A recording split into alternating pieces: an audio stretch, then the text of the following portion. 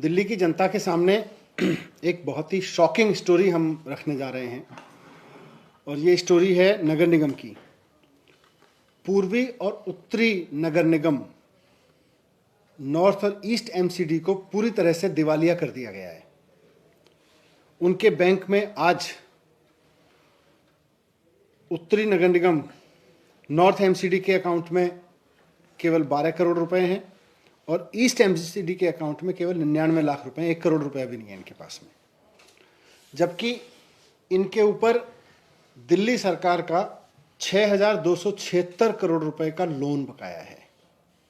6,276 करोड़ रुपए की देनदारी इनकी दिल्ली सरकार पे है। तो इसीलिए मैंने कहा कि भारतीय जनता पार्टी ने इनको पूरी तरह से दिवालिया कर दिया है, दिवालिया बना दिया है। 14 साल पहले भारतीय जनता पार्टी एमसीडी की सत्ता में आई थी और इस 14 साल में बुरी तरह से इन्होंने नगर निगम को चूस लिया है।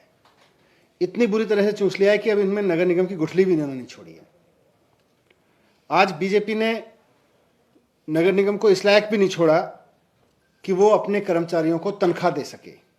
नगर निगम के जो बेसिक फंक्शन हैं, साफ सफाई, primary health, primary education, building department, नक्शे, इन सब की तो बात छोड़ दीजिए, इन पे तो बात करना ही बेमानी है। कर्मचारियों की तनख्वाह दे सके नगर निगम। 14 साल की सत्ता में भारतीय जनता पार्टी ने नगर निगमों को इस लायक भी नहीं छोड़ा कि वो अपने कर्मचारियों की तनख्वाह दे सके। आज उसके कर्मचारी, चाहे वो सफाई कर्मचारी हो, टीचर्स हो, मेडिकल स्टाफ हो, बाकी स्टाफ हो, तनख्वाह के लिए तरस रहे हैं। भारतीय जनता पार्टी ने पिछले 14 साल में नगर निगम में जो राजनीति की है, वैसी भ्रष्ट राजनीति देश के तो छोड़ दीजिए, दुनिया भर के किसी नगर निगम में देखने को नहीं मिलती जितना भ्रष्ट प्रशासन भारतीय जनता पार्टी ने 14 साल में नगर निगम में चलाया है। और एमसीडी में भ्रष्टाचार चरम पे है, ये बात हम ही नहीं कह रहे, बीजेपी के बड़े नेता भी मान रहे हैं। उसके मैं तथ्य रखता हूं, उसके नगर निगम में, एमसीडी में और सेंट्रल गवर्नमेंट में, दोनों में बीजेपी की सरकार है। तो बीजेपी की सेंट्रल गवर्नमेंट जो है वो देश भर के नगर निगमों को पैसा देती है, वो उनको अलग से फंड देती है कॉन्स्टिट्यूशन के मुताबिक। हर एक नगर निगम को पैसा देती है, वो चाहे पक्ष का नगर निगम हो, वो शहर जहां भारतीय जनता पार्टी की सरकार है, सेंट्रल गवर्नमेंट उनको भी फंड दे रही है।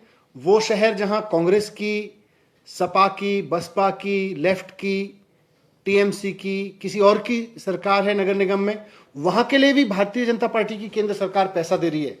लेकिन केवल और केवल दिल्ली नगर निगम को, जहां भारतीय जनता पार्टी की सरकार है, बीजेपी की सेंट्रल गवर्नमेंट पैसे नहीं दे रही। हमने कैलकुलेट किया, 11,500 करोड़ रुपए देने हैं इनको, सेंट्रल गवर्नमेंट को, नगर निगमों को। लेकिन केंद्र सरकार कह रही है कि जी कानून में लिखा हो, संविधान में लिखा हो, हम इसको नहीं मानते, हम इनको पैसे नहीं दे सकते, क्योंकि हमको यह पता है कि बीजेपी के लोग जो नगर निगम में बैठे हुए हैं सारा पैसा खा जाएंगे। हमने केंद्र से बात की, सीएम साहब ने कई चिट्ठियां लिखी सेंट्रल गवर्नमेंट को कि साहब नगर निगम को आप सीधे पैसा दे दो। हमने याद दिलाया कि मनोज तिवारी जी जब चुनाव लड़े थे, पिछला जब भारतीय जनता पार्टी चुनाव लड़ी थी नगर निगम का 2017 का, उस वक्त मनोज तिवारी जी ने कहा था कि हमारी बीजेपी की सरकार बनवा दो, हम सीधे सेंट्रल गवर्नमेंट से पैसा लाया करेंगे। हमने उन्हें चुनाव का भी याद दिलाया, उन्होंने संविधान कानून की बात की, उन्होंने कहा जी चुनाव में कहा था और संविधान कानून में भी ठीक है, लेकिन हमें यह पता है कि बीजेपी के नगर निगम के नेता पूरी तरह से करप्ट हैं, इनको जो भी पैसा जाएंगे वो खा जाएंगे, चोरी कर जाएंगे। इसलिए हमने तय कर रखा है कि हम, विपक्ष का नगर निगम होता है हम उसको दे देते हैं, लेकिन बीजेपी का नगर निगम होने के बावजूद दिल्ली के नगर निगम को हम पैसा नहीं दे सकते। ये केंद्र सरकार का कहना है। पिछले एमसीडी के चुनाव में केंद्र सरकार ने खुद, भारतीय जनता पार्टी ने खुद माना था कि हमारे सारे पार्षद चोरी करने में लग गए, इसलिए सारे बदल दिए थे, एक को भी दोबारा नहीं रिपीट किया। इस बार फिर वो कह रहे हैं कि हम इस बार भी सारे बदलेंगे क्योंकि हमने देखा है सारे चोरी करने लगे। तो जो बीजेपी का शीर्ष नेतृत्व वो भी मानता है, सेंट्रल गवर्नमेंट भी मानती है कि बीजेपी ने 14 साल में नगर निगम को दिवालिया कर दिया है, सारा पैसा खा गए हैं, इनको इसलिए पैसा नहीं दिया जा सकता जो उनका बनता है। अब सवाल यह है कि ये जो कर्मचारी हैं जिनके चूल्हे नहीं जल रहे, जो तनख्वाह के लिए तरस रहे हैं, वो दिल्ली के ही लोग हैं, वो हमारे ही लोग हैं। मुख्यमंत्री जी कहते हैं कि उनका दुख नहीं देखा जा रहा हमसे। इन्होंने फिर सीएम साहब से बात हो रही थी, उन्होंने कहा इन्होंने काम तो किया है। भाई जो काम उन्होंने किया है, अब उनकी क्या गलती है? उन्होंने तो काम कर दिया, तनख्वाह नहीं दे पा रहे, ये बीजेपी की गलती है। तो सीएम ने आदेश दिया कि कहीं से कुछ निकालें। आज दिल्ली सरकार के पास भी फंड्स नहीं है। दिल्ली सरकार भी अपनी जो रेवेन्यू कलेक्शन था हमारा, उसके 50% पे चल रही है। ऑलमोस्ट आधे पैसे आ रहे हैं टैक्स के। बहुत सारी योजनाएं हमने दिल्ली में रोक रखी हैं कोविड की वजह से, लॉकडाउन की वजह से, जो मार्केट का बुरा हाल हुआ। तो दिल्ली सरकार का बड़ी मुश्किल से काम चल रहा है। पर इधर उधर से, कुछ इधर से निकाल के, कुछ इधर से निकाल के, कुछ डिपार्टमेंट की योजनाएं रोक के, कुछ डिपार्टमेंट का पैसा रोक के, आज इनको हम 938 करोड़ रुपए दे रहे हैं। बहुत मुश्किल से ये पैसे, कई डिपार्टमेंट का पैसा काट के निकालें, कई डिपार्टमेंट की ग्रांट रोक के, उनके बहुत सारे काम रोक के ये पैसे जुगाड़ किए हैं। ये पैसे सैलरी के लिए दिए जा रहे हैं। तो मैं बीजेपी के नेताओं से कहना चाहूंगा कि इन पैसों को अब चोरी में मत कर लेना, इनसे कर्मचारियों की तनख्वाह देना। और मैं कर्मचारियों से भी अपील करना चाहूंगा कि नजर रखना, ये बीजेपी वाले आपके इस पैसे को भी खा जाएंगे जो जो स्टेट गवर्नमेंट की ओर से जा रहा है, जो दिल्ली सरकार केजरीवाल जी की तरफ से जो पैसा जा रहा है, जो हमने इधर उधर से दूसरे डिपार्टमेंट का पैसा काट के बचा के किसी तरह से इनको दिया है, वो भी खा जाएंगे अगर इन पे नजर नहीं रखी गई। तो इनको 938 करोड़ रुपए किसी तरह से जुगाड़ करके इधर से उधर से दे रही है सरकार। और 1 साल की बात है, जब बीजेपी में आपकी सरकार आ जाएगी तो हम ये तो जानते हैं कि चुनौती बहुत बड़ी है। इन्होंने बेड़ा गर्क कर रखा है, पूरा दिवालिया कर दिया है नगर निगमों को।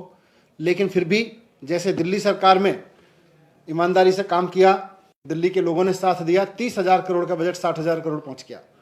वैसे ही नगर निगम में भी जब आम आदमी पार्टी की सरकार आ जाएगी तो बजट बढ़ेगा और रिसोर्सेज बढ़ेंगे और ईमानदारी से काम होगा, तो फिर ये दिन नहीं देखने पड़ेंगे।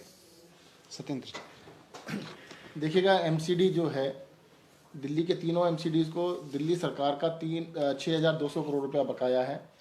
दिल्ली सरकार ने उनसे 6,200 करोड़ लेना है, उनके ऊपर लोन है 6,200 करोड़ का। उसके बावजूद भी मुख्यमंत्री अरविंद केजरीवाल जी ने कहा, क्योंकि एम्प्लॉयज़ को बहुत तकलीफ़ है और ये कोविड का टाइम चल रहा है, तो उन्होंने कहा भी कुछ ना कुछ कहीं से भी फाइनेंस मिनिस्टर साहब से बोला कि भाई कैसे भी कोई भी खर्चा कम करके कुछ पैसा दे दीजिए, इनका नहीं बनता है तब भी कुछ ना कुछ दे दीजिए। तो 938 करोड़ रुपया डिप्टी सीएम साहब ने इधर से उधर से कम करके काफ़ी चीज़ों के खर्चे, दूसरे डिपार्टमेंट का पैसा, दूसरे डिपार्टमेंट के खर्चे कम करके वहाँ से निकाल के दे रहे हैं। एमसीडी के अंदर भ्रष्टाचार है, सबको पता है। और अगर इसकी बड़ी बात बताने की जरूरत नहीं है, अपने पड़ोस में देख लीजिए, कहीं भी देख लीजिए, लेंटर के रेट है फिक्स। हर एक भी लेंटर पड़ता है तो उसके स्क्वायर मीटर के हिसाब से, स्क्वायर फुट के हिसाब से रेट लेने लगे हैं। और उसमें इतना पैसा इकट्ठा होता है, मैं तो फिगर भी बता सकता हूँ कि एमसीडी का जो बजट है, ऐसे तो पूरे बजट 5 से 10,000 करोड़ रुपये बताते हैं सिर्फ एमसीडी के अंदर। हर साल लेंटर से ही इकट्ठा कर लेते हैं ये लोग, और पैसा कमाने का एक धंधा बन गया है। और इसी वजह से एमसीडी में रोज रोज कहते हैं पैसा नहीं है, पैसा नहीं है, क्योंकि उनकी पर्सनल पैसा खड़ा हो रहा है, पर्सनल प्रॉपर्टियाँ बना रहे हैं, पर्सनल पैसा बनाने में लगे हुए हैं। जैसा मनीष जी ने भी कहा है कि जो पैसा हम दे रहे हैं, 938 करोड़ रुपये दे रहे हैं, उसके ऊपर कर्मचारी लोग ध्यान रखें, कहीं ऐसा ना उसको भी खा जाएं और उसके बाद फिर ये कहें कि तनख्वाह नहीं दी। तो सबको तनख्वाह देने के लिए कोविड की वजह से पैसा दिया जा रहा है, इसका ध्यान रखिएगा।